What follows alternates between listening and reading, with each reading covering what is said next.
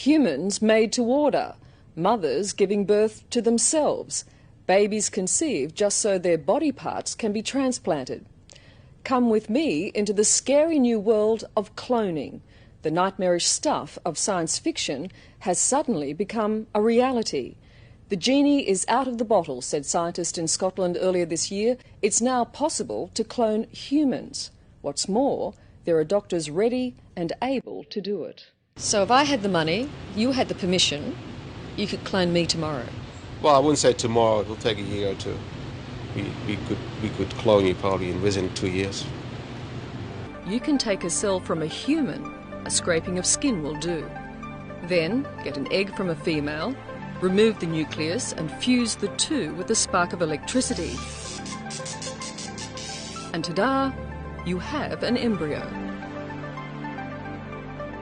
Implant the embryo in a woman and 9 months later you have a carbon copy of the person from whom the skin scraping was taken.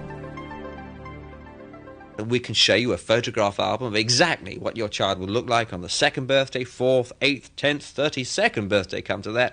We can show you they'll have a receding hairline at the age of 34, they'll be completely bald at 45, but a musical genius into the bargain. That's great.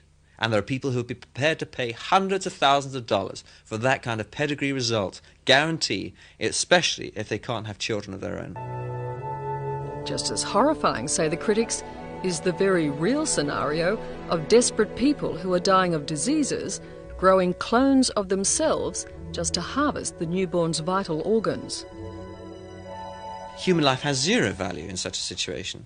Human life before birth becomes just a means of manufacturing organs.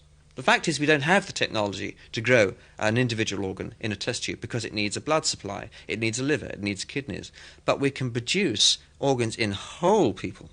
But what happens when you don't want the whole person? In fact, the whole person will be a nuisance. Well, you just discard it like everything else we discard. And this is horrendous. Would you feel comfortable about cloning for human body parts?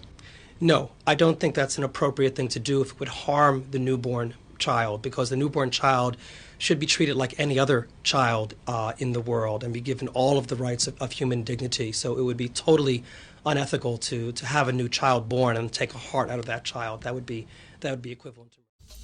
Now policemen in the streets